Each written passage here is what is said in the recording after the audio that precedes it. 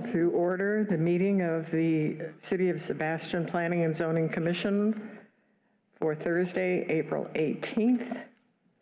We'll begin with the Pledge of Allegiance. I pledge allegiance to the flag of the United States of America and to the republic for which it stands, one nation, under God, indivisible, with liberty and justice for all.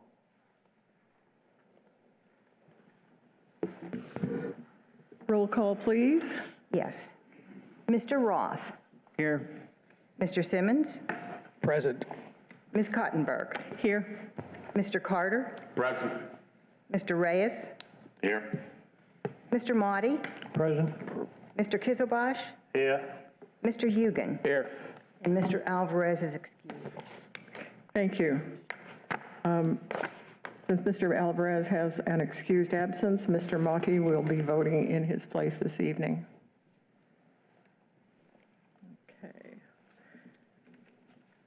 You've all had an opportunity to look over the minutes from our meeting of March 21st. Madam Chair, if we could, before we get to number 5, approval of minutes, we had number 4, which is agenda modifications. And while we only have one item of new business, I would like to ask for an agenda modification if we could.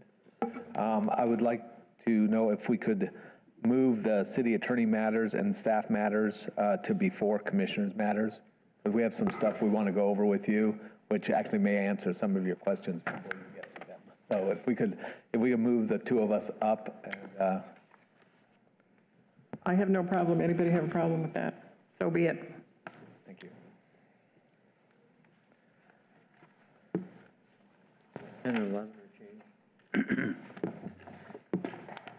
City attorney matters and staff matters will precede commissioners' matters. Okay. Now, as commissioners, if you've had the opportunity to look over the minutes from our previous meeting, if anybody has any additions or corrections, we'll entertain a motion. Madam Chairman, I'll make a motion that we accept the minutes of March 21st, 2019. I'll second it. Motion made and seconded. All in favor? Aye. Any opposed? Thank you. We have no unfinished business. Is there anyone from the public who wants to give us some input this evening? Seeing none, we'll move to new business. Before we get to that new business, I'd like to make it part of the public record that I am acquainted with Mr. and Mrs. McIntyre. I have not discussed their plan with them and was unaware of it until it appeared in the package, but I just wanted part of the record that I do know them. Thank you. Okay. Mr. and Mrs. McIntyre, will you come and make your presentation for us?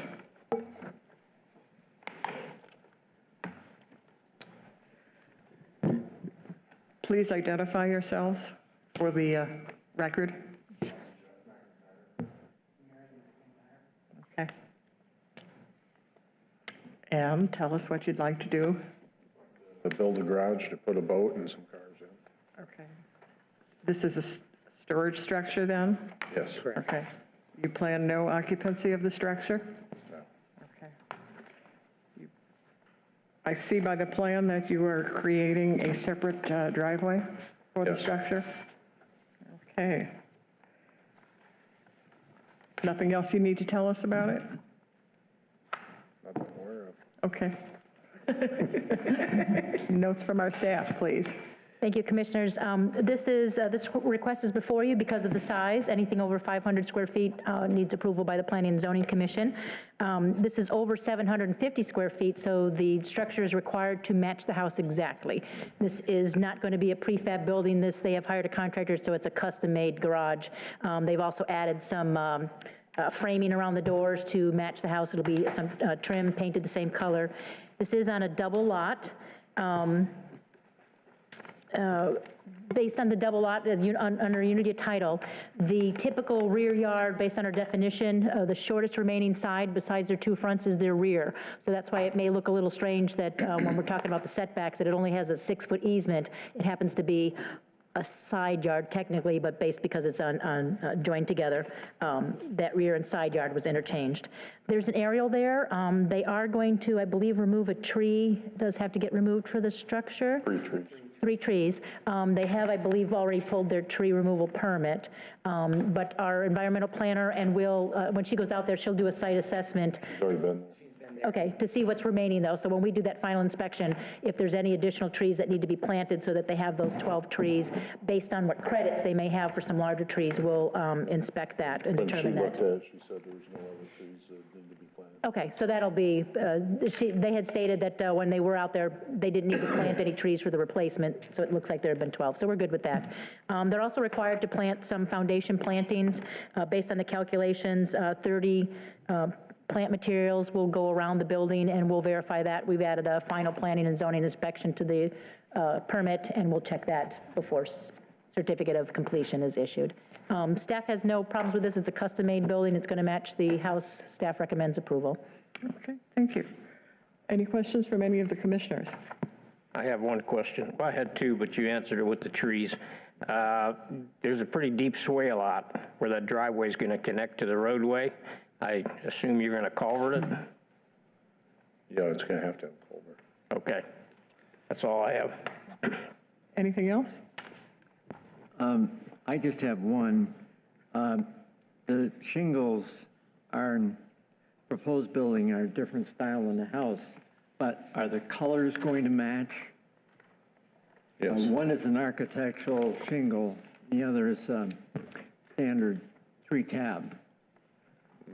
No, I thought the contractor had architectural shingles on there. But yeah, it'll definitely match. Well, the old drawing on the house shows a 3-tab. No, it's not 3-tab on the house. Sorry. I wasn't sure when I looked at it from the street. Okay, then, and the colors will match? Yes. As close as you can. I know older shingles get faded. Okay, that was it. Okay. There are no other questions. We will, I'll ask one question. thank you. Most of the other ones have been asked already. The proposed finished floor that you're showing on your plan here, what is that based on? That? The benchmark, No, they're showing a proposed, well, it says proposed garage, but right above it, it says 53.1 finished floor. FF to me is finished floor, which is the foundation. Yeah, that'll be top of slab. So what are they basing that on? I see it's a foot lower than the rest of this. Yes, and the house has been raised for the septic tank, so there is going to be about a foot difference, which will visually, the peaks of the roofs will be about the same. So that, Michelle had explained that in her staff report with the asterisk, that there is this literal difference of a foot, but visual, they will look to be the same. And I believe it was whatever benchmark the house was taken off, it's the same benchmark for the. But I'm not seeing, I mean, what is the property they're at in that area? What is the elevation of the ground in that area? And will it work for them? Are they going to flood at that elevation? There's nothing in That's that all. neighborhood that's in a flood zone. Okay. Yeah, this survey that we got with the application did not have the grades on it. But I'm assuming when they did their driveway permit and the drainage, that was all reviewed by our engineering department. There is no grades on here other than the assumed finished floor, 54.1. I know, this was So probably, I'm just curious, that center line out there on the road. Yeah, what it is showed 50. What is the It elevation? showed 50 there. and this was a final At the survey. intersection, they're assuming the 50, that's what they're Yeah. basing everything on. So you're a good 3 feet above that, Yeah. okay, great. And this was the final survey for the house. Okay, thank you. I wouldn't want their garage to flood. Good question. No other questions from me, thank you. Okay. No other questions? We will entertain a motion.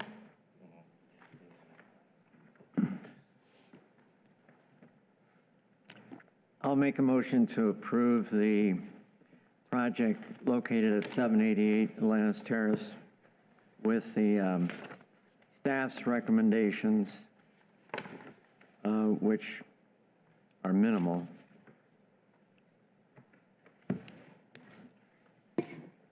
I'll second that.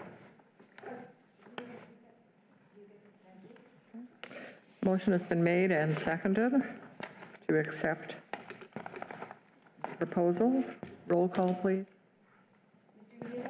Yes. Yes. Yes. Yes.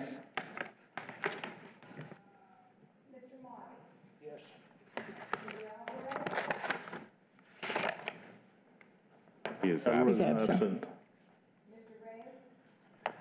Yes. Yes.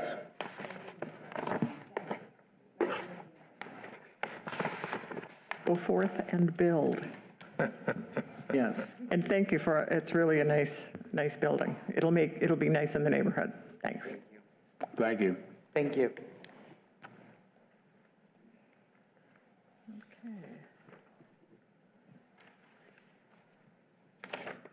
And now we will have our city attorney's matters. Okay with you, I wanted to come up here just so that I could see you all, because sometimes from that angle, it's hard to talk to everybody. There's one particular item I wanted to talk about tonight and kind of have a discussion, and it's something that we're seeing with a lot of our boards and committees, and it's the dealing with the agenda item of commission matters, and what's appropriate for discussion at public meetings and what's not. A lot of times what we're seeing, and it's not just this board, but a lot of them, is that questions are being asked and inquiries are being made about things that kind of aren't within your jurisdiction at this point. Something like the Planning and Zoning Commission, you're a very vital part of the city, and the city needs your service and genuinely appreciates the time you give to do these items like the one we just had. But the purpose behind it, it has to be kind of draw the distinction between what you do as a commission here versus like what the city council responsibility is. They're the ones that are responsible on a broad base for overall policy and planning and long-range vision and everything. So at council meetings, it's very appropriate, and you see it all the time where council members will ask the city manager or myself or the clerk or staff members, what's going on down here? What are we doing south of 512 out here? What are we doing with Spirit of Sebastian? What are we doing up at the north end of town? What are our plans? That's their role because of them being policymakers and elected officials responsible for the whole city, whereas your role is really more to evaluate the items that come before you and see how that fits into the larger picture. So it's kind of like, I guess you'd look at the micro view of things versus the macro view of things, which is kind of what they're doing. So what we're hoping to do with all of our boards and commissions is kind of get that focus back in so that we can deal mostly with the items that are on the agenda. And yes, I mean, you do have that authority, like your questions today, on the item, or even if you are looking at an item, let's say you're being asked to look at something that is, a rezoning or a site plan or whatever comes before you, and you want to know how that factors into the neighborhood or the area on that item, that's one thing. But when we're all done with the agenda items, and then we start asking about questions, it puts staff in a difficult situation because a lot of times things aren't really ready for public consumption yet.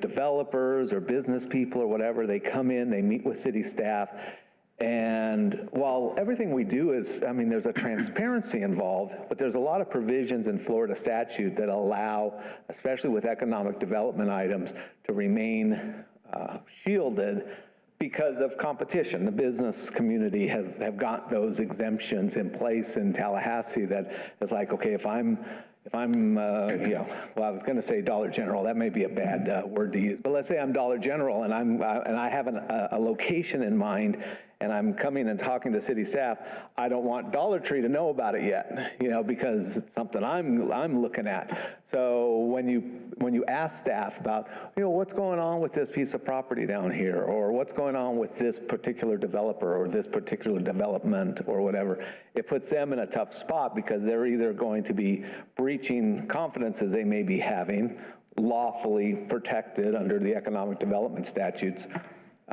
or having to kind of lie to you or say, I can't tell you, you know, and that kind of, you know, in and of itself kind of triggers that something's going on. So, so I mean, I'm certainly open. It's certainly open for discussion, or if you have any questions, or you can call me anytime. You can call staff anytime to ask questions. But when we do it at a public meeting, it gets a little iffy. So we kind of wanted to present that and see if we can maybe reel that in a little bit. So. Can I ask a question about that? Well, that's up to the chair. I'm sorry. I shouldn't be answering for you. Yes. Thank you. Question about, a couple meetings ago, I asked about the status of the Spirit of Sebastian project. Is that an absolute no-no, or is it a fair question? Well, you know, things like that, I don't think I want to necessarily call them an absolute no-no. I think, I guess the question that I would always have is the intention or the purpose of the question. I mean, every resident in Sebastian might be curious about what's going on with things, especially big projects. But the question is, if there's no item in front of you, we're not asking you for, you know, any rezoning or any approvals or any variances for site plans or anything. What's the purpose of asking? If it's just a matter of idle curiosity, like, hey, we approved something a few weeks ago or a few meetings back and haven't heard lately, I guess, and you know, with all due respect, trying to say, well, why are you asking if there's nothing before you? Now, if you ever called Dory or saw me or saw the city manager and asked or called in, just as a matter of idle curiosity, like we would for most any resident, we'd be happy to talk to you about it. But beyond that, I think before questions like that get asked, I think, you know, I would probably ask you to kind of say, well, why am I asking? Is this an official inquiry because I'm a commission member, or am I just curious? So, follow up on that, another type of question is on projects that we believe has started with the Plan Commission, Zoning Commission, as regards you know, certain projects, plans that are underway, asking just simply for an update, not specific terms of it. And I understand what you're saying about terms, but asking for an update, to me, that would seem that's not out of line, because it's not anything that is being discussed as far as that how it would operate or function against a contractor. And I do agree, and there are some projects that are multifaceted projects that you know might be coming before you. We might come to you with a comprehensive plan and rezoning and everything, and as part of the presentation, we let you know that we will be coming to you with future things regarding setbacks or variances or text amendments or whatever. And for you to, you know, when it's something like that you kind of know is ongoing and you have an inquiry, it's like, yeah, we heard a few months ago that we were going to be seeing more of this and we haven't yet. Is that still on track? You know, that might be something that would be appropriate. But again, that's because that's kind of still something that's under your jurisdiction because it's an ongoing project. But, you know, and the same may be said for Spirit of Sebastian, but some of the questions where it's just curious, like, you know, what are we doing out on the west end of town, you know, or, you know, what we really need to see is more commercial along, you know, this, you know, that kind of stuff is kind of the policy decisions for the council to make, so I hope that answers your question, so. Yep, thank you. If I may ask some questions, certainly. Chairman. So as commissioners, volunteered commissioners, we get a lot of questions asked from the public also as to some projects that linger and there's some safety concerns. Are we not allowed to ask about those projects? Like my concern on this project here was they're showing an assumed elevation at an intersection. Meanwhile, the front of the door, this finished floor house is way over on the street. There's no elevation shown. Right. To me, you know, in an area where maybe, we're not in these areas, it's flat here, but in an area where maybe it's a 10-foot drop all of a sudden from that intersection to that, they may be overfilling his property and charging him more money that he wants to pay for because he don't know any better. So, and then flood concern was another thing with that. So it seemed to everybody, it's a stupid question, but I'm a surveyor that works with, you know, land, and I ask questions, I reviewed the plan, I already seen the 50-foot elevation there, but, so I'm concerned that now we review it for public safety baseline code, and we ask questions about previous projects that maybe we approved, and there were certain concerns that we put on that project that were stipulations, I guess, or how we add stuff for the city or add stuff. Right, the conditions. So I'm kind of being told right now that I need to silence that in these meetings, and I don't understand that at all. This is a public meeting. The public needs to know everything about what's going on in their city. And those are the type of questions we present to you guys. So I'm really lost at where did this come from? Well, I think, and you've got a lot packed into that comment, so let me see if I can take it all. First of all, as far as like what you did tonight, like I said, that's perfectly acceptable. That was an item that was before you. You addressed questions that you had, and they got answered, hopefully to your satisfaction. If they don't get answered to your satisfaction, then maybe you vote against something. I mean, that's your role. But I think the second part of that is everybody in the city has a role and a function. We have a building official, we have code enforcement, we have, you know, all these other pieces, and with all due respect, you don't supervise them. It's not your role. Once you've approved this plan and they start constructing, and you then, you know, it's no longer your concern to say, well, wait a minute, did they put that at the right elevation? Or, you know, they didn't take, you know, they were supposed to put back in trees and they didn't do them and things like that. And that's all for a role of the building official, code enforcement. They answer the police chief, they answer the city manager. You know, it's staff's job at that point to administer what you've said. You've approved a project. They're now building it pursuant to what the codes are. If you see something, let's say you drove by and you saw that, hey, you know, I remember from the meeting that we told them to put more trees back in and they didn't do it, well, then that's the opportunity for you to call the city manager, call code enforcement, or call the building official and say, hey, I don't think that they've done what they've done. Let them go out and do it.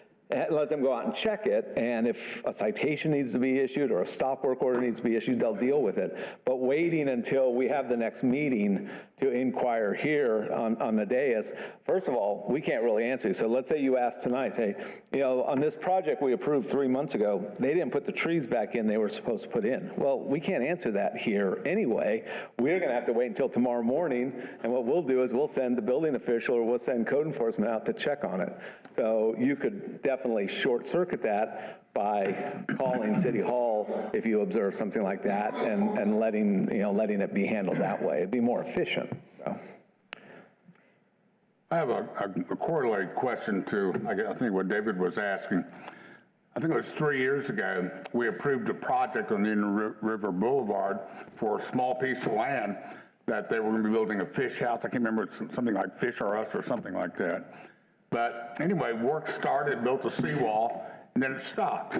In a meeting about it, maybe a year later, it was brought up, well, what's happened with that? You're telling us now that that's an inappropriate question?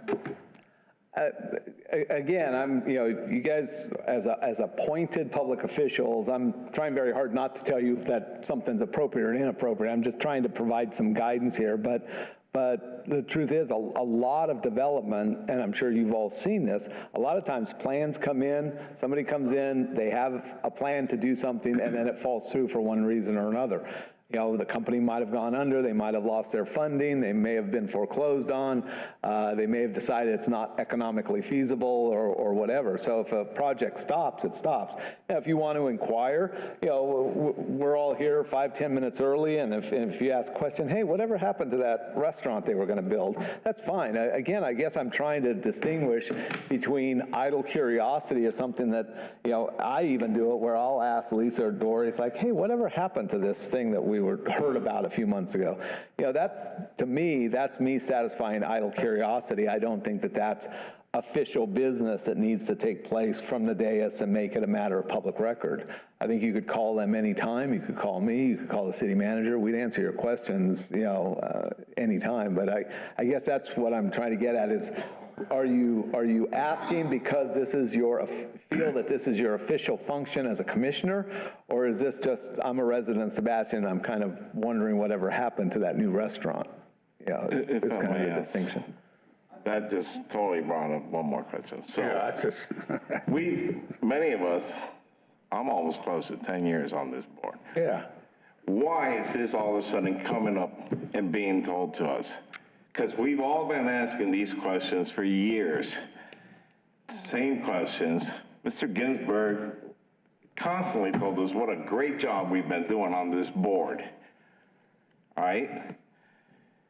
You've been the new city attorney for I don't know how long. We have a new, I'm sorry, I'm not sure what your position here is anymore. And then Dory, which has been working greatly with us all for many, many years. And now we hear this. It's just, it's awful. It's awful on the city's part that they let this go for so long. And I'm floored by it. If I'm using the wrong words now, then be it. This is really bad for me, and I'm not happy with it.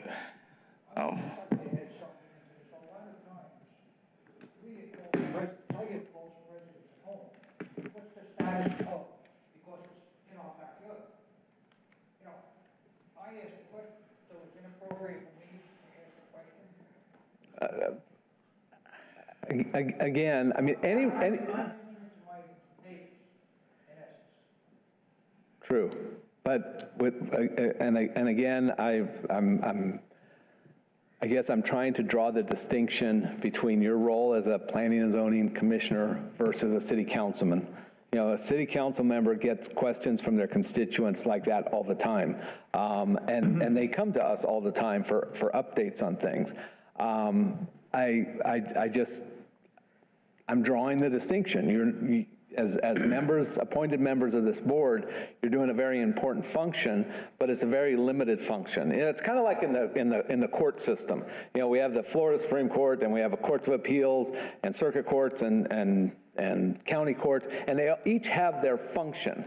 And you're not going to, you know, if you try and take up some sort of major constitutional issue, you know, like abortion or gun rights or something, you go to a county court magistrate with it, they're going to say, that's beyond me. That's not what I'm here for. I'm here to decide your traffic ticket or your small claims action. I'm not here for deciding constitutional questions. That goes to a different court. Kind of the analogy I'd like to draw here, because when the larger questions come, or when residents have questions, they should either be asking city staff informally or reaching out to their elected officials, who that's their function, and it also helps avoid misinformation from getting out there if the information is coming from the proper parties. Unfortunately, some of the people that I've spoken to that have called me are unhappy with what their public officials are telling them, and they're coming to me as a zoning commissioner because they're not getting the answers they want. So I asked the question, what is the status? All I want to do is be able to give them an answer. Is that wrong? Okay. Again, if you feel the need to continue asking these questions, like I said, I'm not restricting anyone from saying anything. I'm trying to put into place good meeting practices and good government, okay? And I've known Mr. Ginsburg, by the way, for 20-some years. We worked together down in Miami. I had nothing but the most respect for him. But all the places that I've been and all the places I've worked, one of the death knells to any organization, and any of you in business know this, is to continue living life by, but that's the way we've always done it. You know, and when you do that, and if that's where you stop, if that's the stopping place of an analysis of any practice, it's a dangerous thing. I'm throwing out my impression of what good government is, you know, and how these meetings could run efficiently. You know, I'm not telling you, you know, that you're prohibited from asking questions. You can ask any questions. If anyone's going to prohibit it, and if it becomes a serious problem, we can certainly address this as a matter of rules of procedure by council. And have council take it up and ask council, do you want to amend rules of procedure to specifically prohibit this or remove this item from the agenda? I'm not wanting to do that. I know that neither Lisa nor Dory are wanting to do that because we want you to have some latitude. We're just trying to, you know, for lack of a better word, kind of stay in our lane on what we're doing here. I think if I can just put my oar in the water, that by virtue of what we do, we are volunteers because we want, not because we want fame and glory or big paychecks, otherwise we'd be out doing other things. But I think we do these things because we want to help our neighbors, assist our neighbors, do what we can to make our city the best place it can be. But I do think that sometimes in that spirit of wanting to help, we overstep. And if we were to think of ourselves as our small little, we are a small little cog on the wheel of the entire city. And when questions of, for instance, code enforcement come to us, it really behooves us to say, oh, you need to call code enforcement about that, instead of, I'll bring that up at a meeting. Because even at the meeting, this is not code enforcement, this is planning and zoning. And I think that I've always had no difficulty getting answers to questions that I've asked. And yes, sometimes people don't like the answers, and the way we change those answers is bring it up to the people who are empowered to make the changes. We are not empowered to make the changes. City Council is. The police department is, the fire department is, the state of Florida is, the federal government is, not us. And that's my oar in the water. Thank you. So in other words, we are just limited to the agenda, what we have. We cannot go outside the agenda. What about if public asks a question outside the agenda? What do we say then? It is outside the agenda, we can answer the public? You mean if they come up here during public input? Yeah.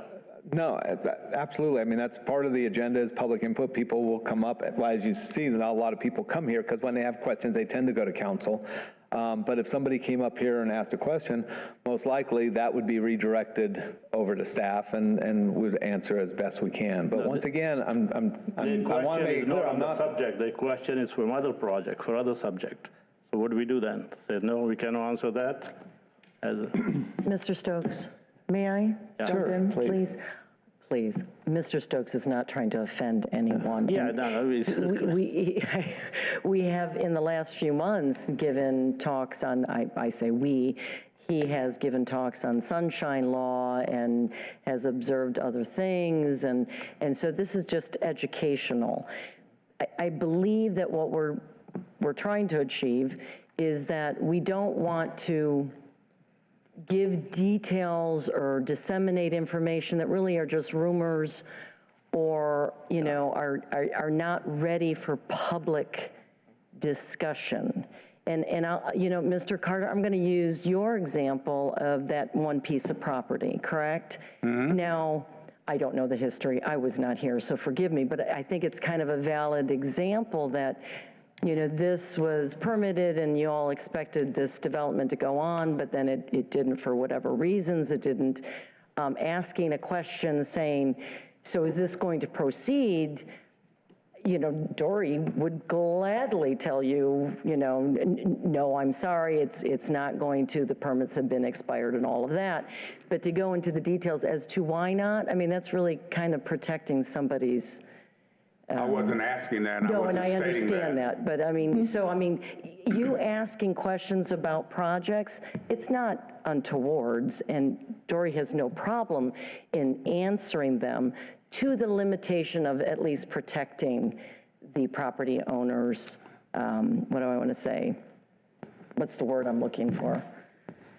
Just protecting the property owner and not carrying on rumors.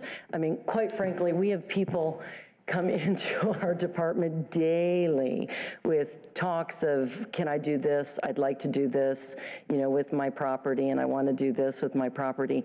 They are rumors until we have a formal application. And so, knowing that and respecting that is, I believe, what you're trying to reach for Mr. Stokes.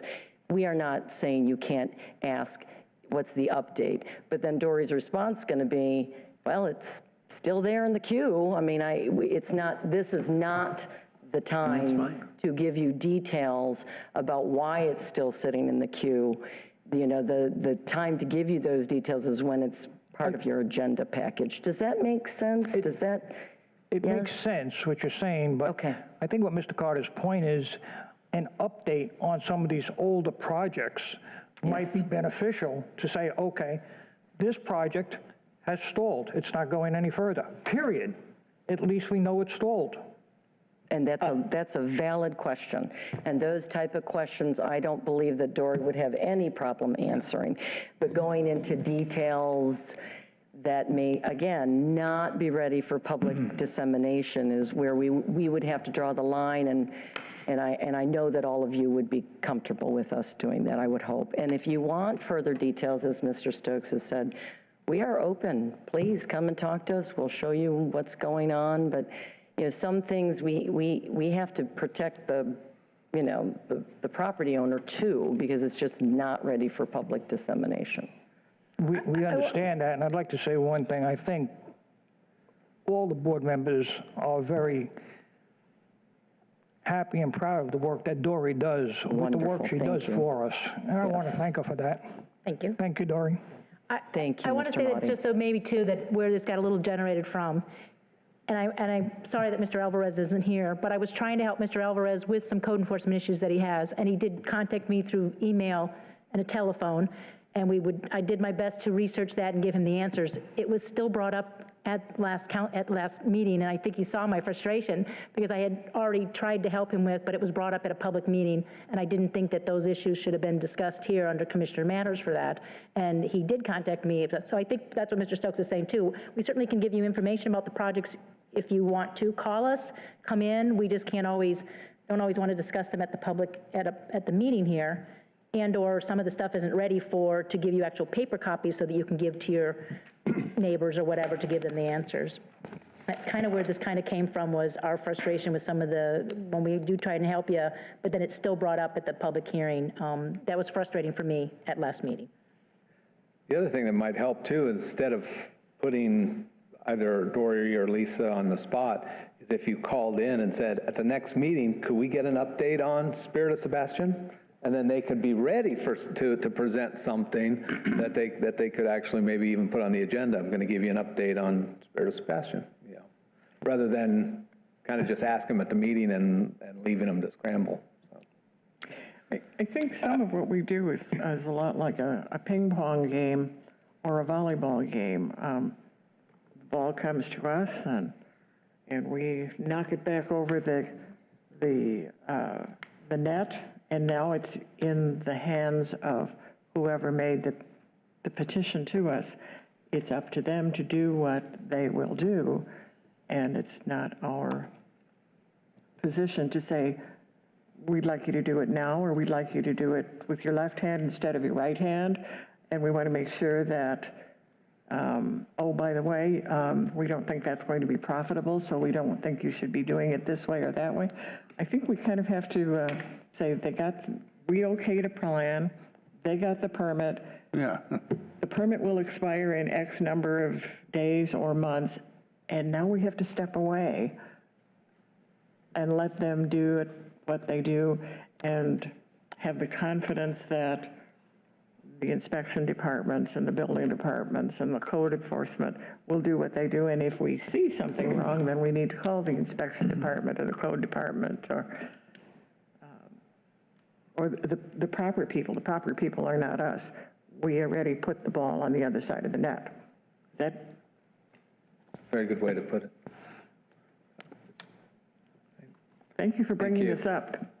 Madam Chairman, I would say we probably ought to just go ahead and delete the agenda item called Commissioners' Matters in any future agendas. I don't think we can do that because it follows the format that council set up. Well. Well, And again, if I may, I would, if you want to consider that, that's absolutely fine.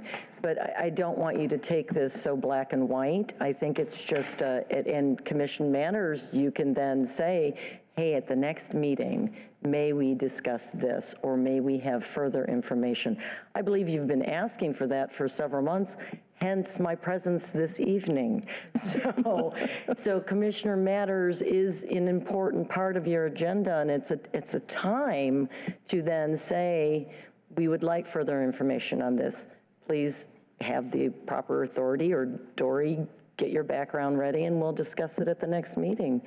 I would encourage you to keep it on the list, and please don't take offense to what has been presented to you this evening. It's just, Mr. Stokes is doing this at other meetings too, and other boards. It's being asked that, we stay in our lane so that we can be respectful of everyone, and I'm sure that you all appreciate that.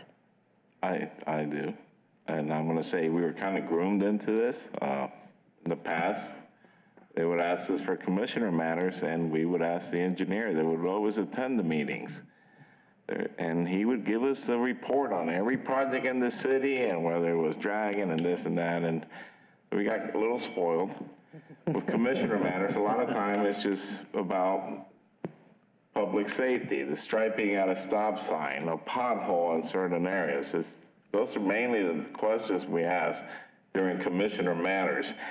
I think maybe is during the project, the hearing one is where you're getting those crazy questions asked, where there's a certain project and certain criteria on that project are being seen in other areas and somebody wants to answer that. But most of the time, commissioner matters, we're asking about the city streets, when are they going to do this project and this and that. And we used to always get a really thorough report from the engineer.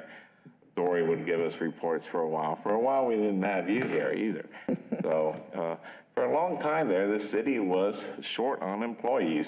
And as public voted or elected officials by the council members that know certain trades, we asked questions about those projects. So I didn't intend to get really frustrated with you, Mr. Stokes, but I felt like I was being slapped for no reason. And please continue to ask those questions. Like, we are looking out for the public safety.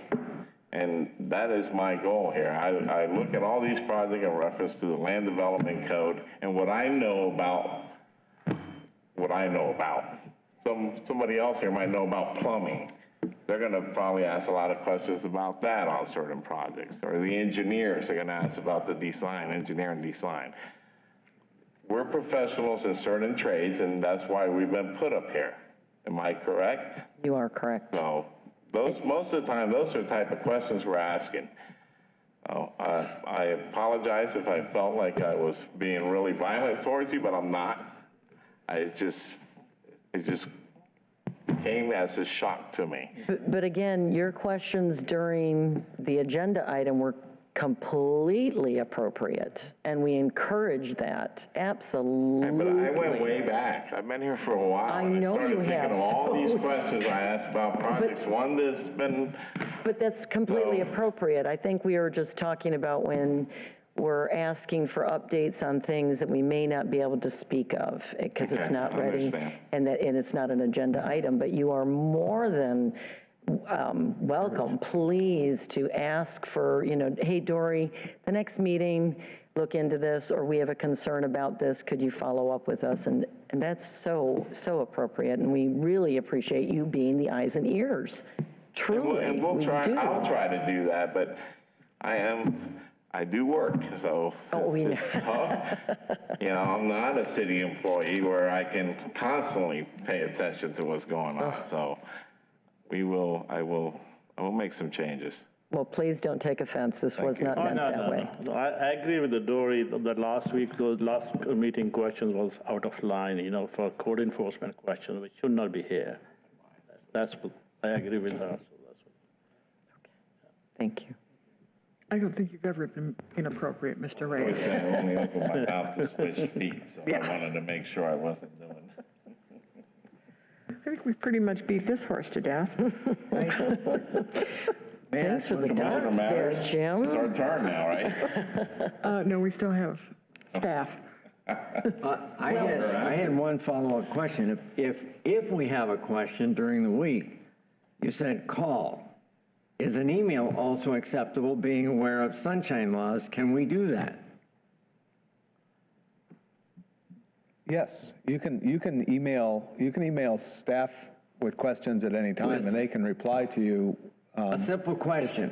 Yes. What is the status on, and that's it? Right. That doesn't, the only time sunshine would be implicated is if you start talking to each other about, hey, I saw on the agenda this accessory use. What are we going to do with that? I mean, when you start talking to each other, there's a problem, but you can talk to staff anytime you want. So, not a problem, by email or phone or in person.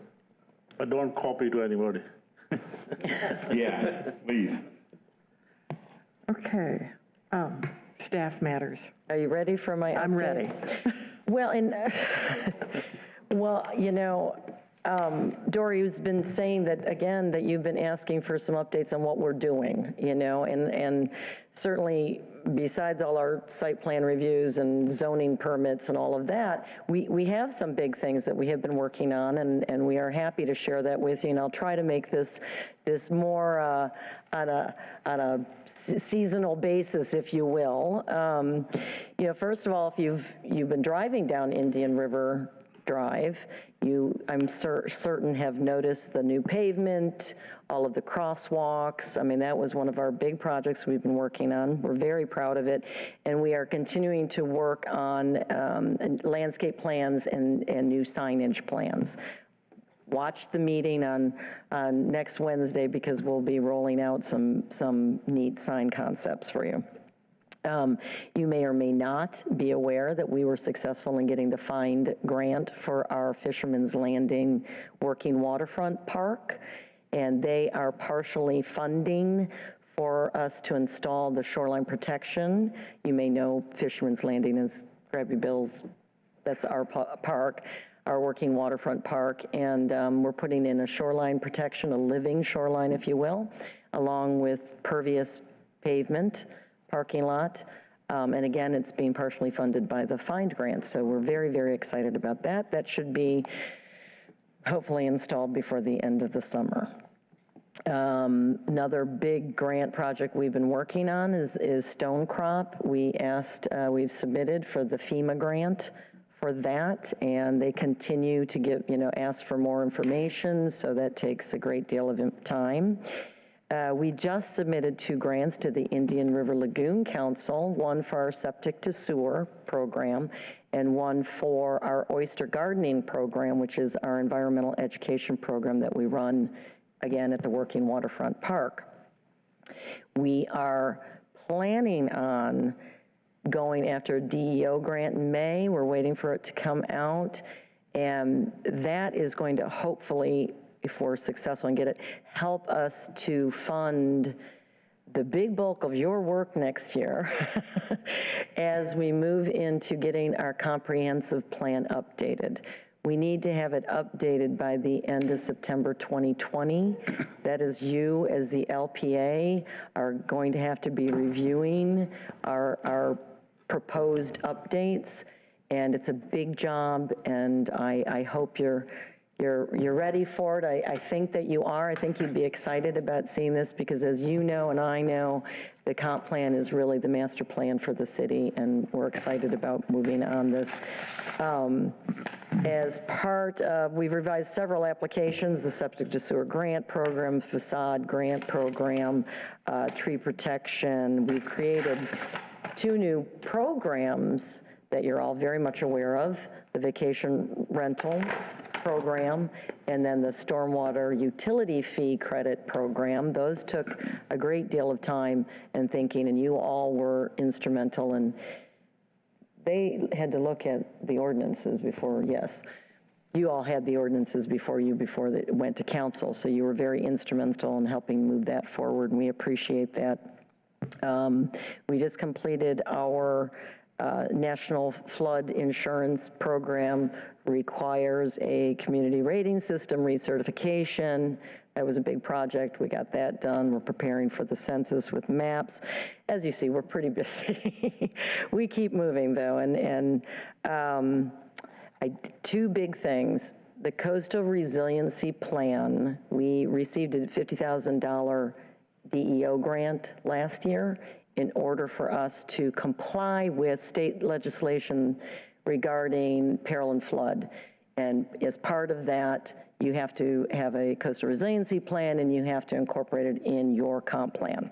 Well, the plan is done. It will be presented to the council next week. It's on our website. It will be loaded fairly soon. But the second part of that grant is where you all come in, because as part of that grant, we have to update certain portions of our comprehensive plan. And so we'll be bringing that to you for your review sometime in June, because the grant, everything has to be done by the end of June. So we're looking at end of May, June, that we're going to bring it to you for your review and your consideration. Another big project that you'll all be involved in is HUD provides dollars, and we are an entitlement city. We have to update our 5-year consolidated plan, it's called. We have a contract in front of the council next week, so should it be approved, we'll be moving forward, and that will require a public meeting. Again, an opportunity for you to give your input as far as how we want these HUD dollars to be spent. In the past, Dory stated that we utilize them for the veterans housing. It was the money we used for the veteran housing grant, and also they put in a lift station. They took the bathrooms at the Riverview Park. They took out the septic drain fields and put in a lift station for that. So it's community block development grant. Yes. So we're looking forward to getting our 5-year consolidated plan done so that we can once again get these entitlement dollars. The one big hanging chad for everyone is the CRA master plan, and this is something that is disappointing to Dory and I. Audrey's my daughter. I'm sorry. So the consultant we hired came highly recommended. Well, they're part of our continuing services contracts. Their qualifications were on par. Things moved along very, very well, and then they had a big staff turnover. The individuals we were working with went away. We expressed our concerns. We were told that it's no problem. They'll continue, on as a professional company. After 3 renditions of their plan, we had to let them go. They were not addressing the uniqueness of Sebastian. They were not addressing the specific catalyst projects we were asking them to address. We were very disappointed, and so we made that call. Therefore, we will be bringing it in-house. I have written many, many master plans. Quite frankly, the one that we have for the CRA right now is not a bad one, and some of those we want to keep, but please don't expect it until this summer. We obviously have a lot of things on our plate. I look forward to working with Dory on it. Dory has wonderful history and ideas on this area, and so you're right to be grateful she's here. So that's the bad news on the CRA master plan update. I know that you all were looking forward to getting some kind of idea of what to do with the small lots on the east side. We're considering taking that out and doing it separately and a little sooner for you all so that you can have a little bit more response on that. But again, I apologize. This firm was a good, qualified firm. It has gone through some issues in the last year, and we had to let them go. So that's the bad news, but the good news is we'll continue on. We'll get it done. It just will be later than we perceived. So with that, I also wanted to again, the CIP, my CIP for our department is really concentrating on the comp plan update. I mean, this is going to be a big chunk of our time next year, and we appreciate being able to work with all of you on that. So with that, any other questions, concerns? If I may ask a question about No. this year. So the firm that was hired, were they a selection? Was it a selection through is there a second firm that came in second? Well, the thing is, we used under CCNA, competitive. Okay. Continuing services. Thank you, continuing services. CCNA stands for, anyways. Competitive Consultants Negotiations Act. These acronyms kill me sometimes. Anywho, we did do an RFQ over a year ago and asked for firms to submit for planning and landscape architecture, since we already had our continuing services for engineers. So we asked for that. They were one of the top 3 selected. And so we all agreed, because of their marketing qualifications, that they would be the best for the CRA master plan update. We certainly could and already have reached out to another consultant. Unfortunately, we don't have, I mean, we've spent most of the budget, so okay, I understand. We'll have to bring it in-house, but they are more than willing to assist us with a lot of the graphics that we're going to be requiring. The reason I asked that, this is a lot you guys have going on, so, and you're taking on this now, so you're going to be able to do it. And you're telling us now, so wait till maybe in the summer, so We'll do it. It's important to us that we do this. It's an important plan to put into place, and I feel confident we'll be able to. I may have to go sequester myself away, hopefully in a mountain retreat somewhere. No, but I feel confident we can do this. Thank you. Will we get the opportunity to review that master plan before it goes to council? Yes, sir. That is going to be part of your role. You have to look at it to make sure that it is compatible with our comprehensive plan.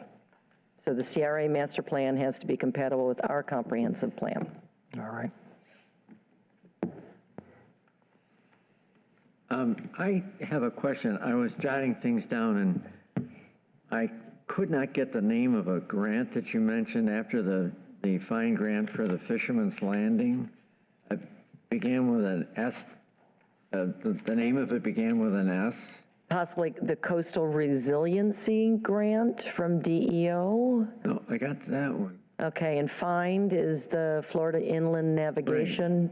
Right. Okay. Stonecroft. Oh, Stonecroft, yes. Stonecroft what's it for? is a drainage improvement area that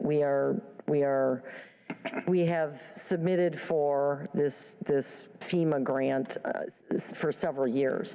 And we're feeling very hopeful this year because according to Mr. Walker, they're actually replying to us this year. So they're replying to us and asking us for additional information on a regular basis. And of course, we're feeding it to them as fast as we can. We're very, very hopeful that we'll get some dollars from them because it is a very important stormwater improvement project that we need to get in. There's a whole area of the city that it's you know, it's because of this structure, a whole area of the city continues to flood. And we don't want that, of course, and so hopefully we've Stonecrop is presented the it name, well. if you're familiar. It's in the southwest corner. Stonecrop is an avenue that runs along the St. Sebastian, the river.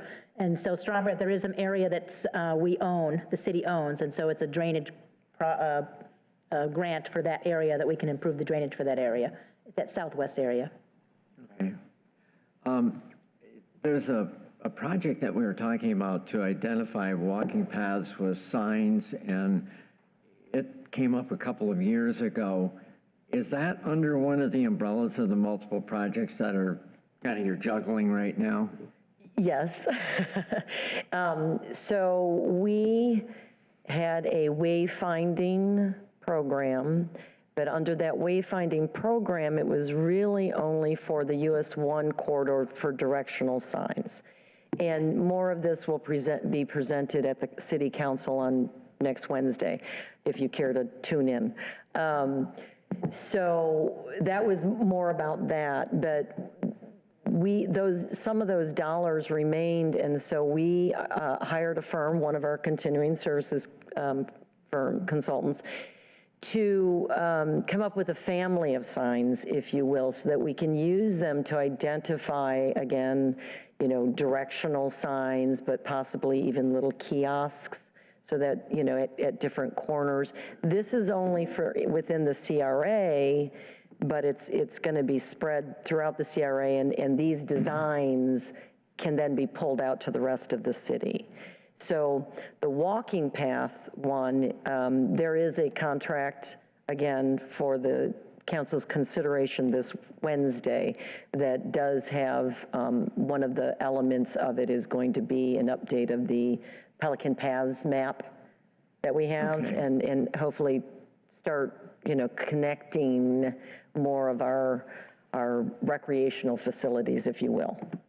There is a sign that I noticed a couple days ago down by the, I would say about 300 feet south of Mulligan's. It's a really nice sign, and there's a little plastic brochure box underneath it. We need to do something different because that was filled with cigarette butts and papers and whatnot. It's a nice idea, but the public is just totally unforgiving when it comes to something like that. And it just made it look kind of terrible. But the map was nice. I stood there and I studied it, and I actually learned a couple of things I didn't know before. So it's a good idea.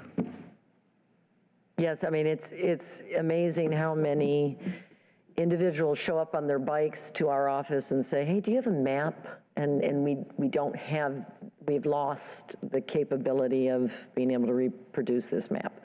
So that is why we felt it was important that we get that capability back. And of course, you know, we have QR codes now, and, you know, we can make it compatible with your phones. Don't ask me, I'm not tech savvy. So we are moving in a direction. There's a lot that we are looking forward to doing, I should say. I have wonderful staff, so I have to praise them. And we all seem to work well together. And of course, all the other departments we're really, we don't have silos. We break down those silos. We work together on these projects, and I'm really fortunate, truly. I don't want to be doing all the talking, but I have another question if I could.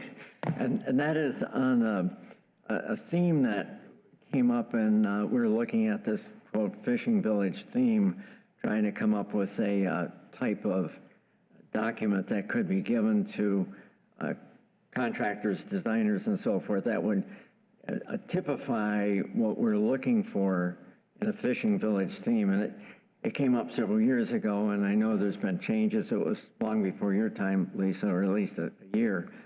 And I've saved some things from it, and I keep wondering if we have that, and there was some of it very close to what I would call being a turnkey without totally pirating something. It would be a nice tool to have if truly that's what we believe we want to be. to give some guidance to at least incorporate some of the things into a design, where that would harmonize with what we want. I understood it to be that's where we're headed with that concept, but it's kind of taken a lower profile. Well, well, two things. We have the Treasure Coast Regional Planning Council, correct me if I'm wrong, did the whole overlay concept and emphasize the old fishing village type of look. It has then morphed into our overlay district, which is part of our code. And I can assure you that Dory brings that up for anything that is being developed or redeveloped within the CRA district. In the overlay district, she's always emphasized, well, we have this code and you need to, at least strive for the elements that are within that. I would like to revisit it and make it part of the new CRA master plan so that perhaps we can have those elements that came from the Treasure Coast Regional Planning Council as Old Fishing Village incorporated into the CRA master plan, so then it's a document that people can see and feel and look at. Is that where you're trying to go, Mr. Roth? There's two documents I have that I've saved came out in 2001, which is when they started it. And then this one from Palm Bay it's not a code, but it's an interpretation of the code. Correct. To And we give have to that. contractors, which rather than them going to look in, where is it, in 53.2.605, but here it is right here, which is kind of a generalized but not stipulated roadmap for them to follow. I agree, and we're trying to achieve the same thing. I think it's going to have to be a mixing of documents. That Treasure Coast Regional Planning Council document does exist. It's in my office. If anybody wants copies of it, it's kind of thick. Provided to us.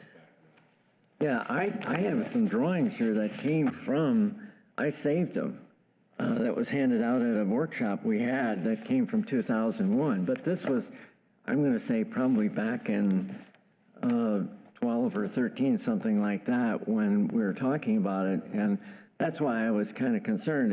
It's a good idea, and we're trying to communicate it, but it kind of ties Dory's hands if there's nothing further that we can give them without saying look at the code book. Well, in a lot of jurisdictions will incorporate more graphics now into their ordinances instead of just words, because you're right, then graphics really express better what we're looking for than just words, and you're trying to get it right. So again, we're moving in that direction, so thank you.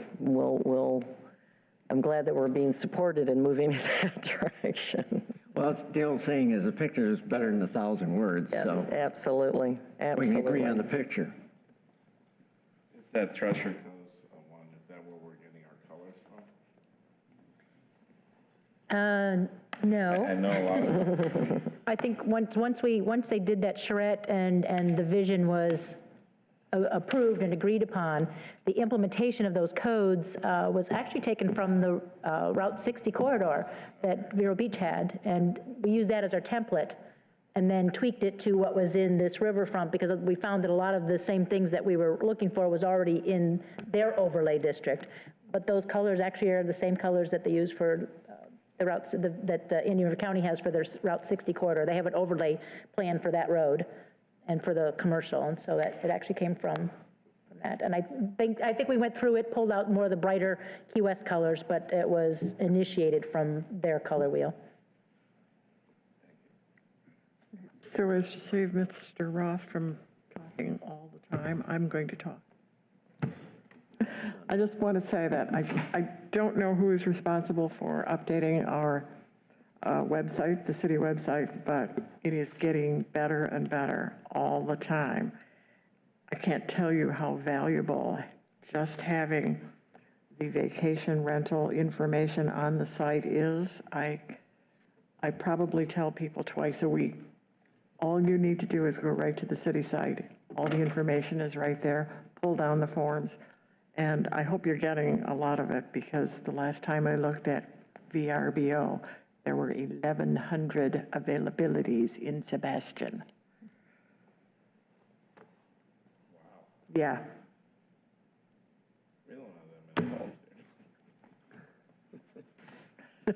It was shocking. I didn't have time to look at all of them, but. Who would? Really. But I think that these improvements really help informing the public as well as, and I'm happy about it. You guys are doing a great job. That's all I have to say. Anybody else?